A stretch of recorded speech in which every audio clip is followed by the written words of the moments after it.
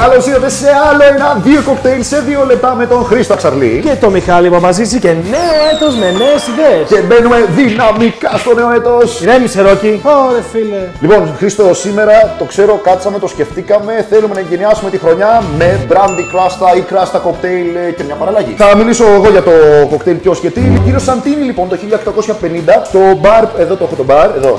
Jewel of the South.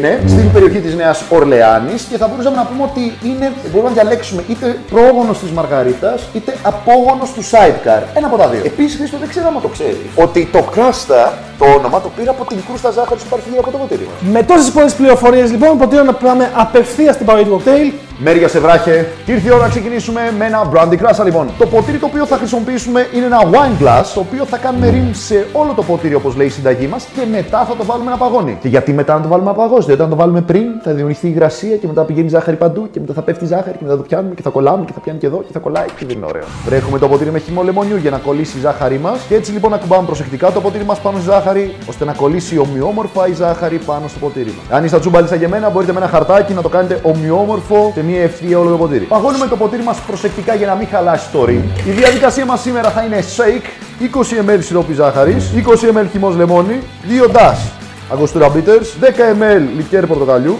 και θα χρησιμοποιήσουμε το κονιάκ της Remy Martin, το VSOP, για να βάλουμε 50 ml στο κοκτέιλ μας. Το κλείνουμε και δίνουμε ένα γερό shake. Το ποτήρι μας είναι έτοιμο παγωμένο και διπλοσουρώνουμε το κοκτέιλ μας. Και τοποθετούμε τη φλούδα του λεμονιού για γαρνιτούρα. Αυτό είναι λοιπόν το brandy κράστα και ήρθε η ώρα να δώσω τη θέση μου στο Χρήστο να κάνει κάτι αρκετά ωραίο. Ας δούμε λοιπόν την παραλλαγή ram κράστα. Παίρνουμε το ποτήρι μας, βρέχουμε την εξωτερική επιφάνεια του ποτηριού με το λεμόνι και γαρνίζουμε με ζάχαρη ακριβώς όπως έκανε πριν ο Μιχάλης. Παγώνουμε το ποτήρι μας, shaker. 20 ml σιρόπι σοκολάτας αρωματισμένο με μπαχαρικά. 2 ντάσες Old Fashioned Bitters, 1 dash Orange Bitter, 20 ml φρεσκοστημένο χυμό λεμονιού, 10 ml Clermont Select Barrel, 20 ml Havana Club 7 ετών και 20 ml Appleton Signature Blend.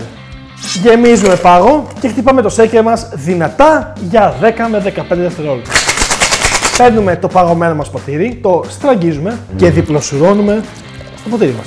Προσθέτουμε ένα παγάκι για να ανέβει η στάθμη και γαρνίρουμε με μία φλούδα πορτοκαλιού. Έτσι έχουμε μια παραλλαγή ενός ραμ κράστα με άρωματα σοκολάτας. Αυτά λοιπόν ήταν τα κράστα. Κάντε τα σχόλιά σας πάνω απ' όλα. Περιμένουμε σχόλια για καινούργιες προτάσεις, δικές σας παραλλαγές. Κάντε subscribe. Μέχρι τότε και μέχρι την επόμενη φορά και το επόμενο 2 κοκτέιλ σε 2 λεπτά.